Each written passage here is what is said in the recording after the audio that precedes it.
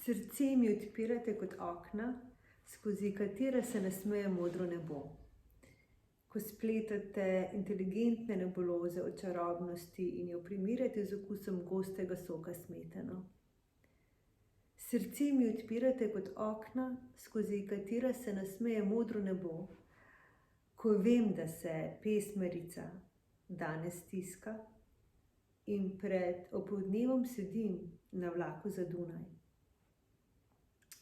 Enostavno se je umirjeno zložila. Niso bile sladkorne mrvice, te bi predolgo nizala na kolač tega jutra. Bili so koščki, ki sem jih zložila v stopala.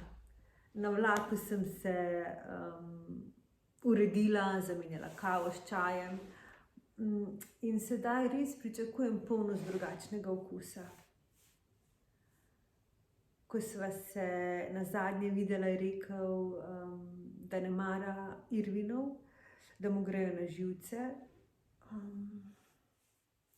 A medtem premišljujem, da je čas za branje Kapitala, da je čas za poslušanje Kapitala, da je čas za gledanje Kapitala, da je čas za Neo NSK, da je čas za prenavljanje prostorov in prenavljanje pogledov, da je čas za ljudsko umetnost, za življenje na vasi, za vaške običaje in radosti, za viljamovko in rž,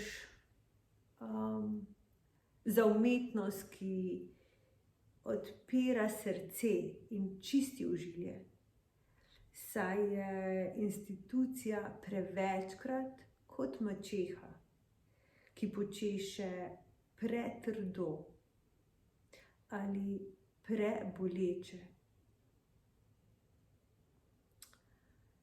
Medtem preverim, ali mi je pisal on, ki se boji praznine, ker je v praznini Nina. Bom spet zavozila, pomislim, ali bo tokrat zavozil on, ker potem je srečevanje le v napoto, kot rogoviljenje v puščavi zagonetnega uma.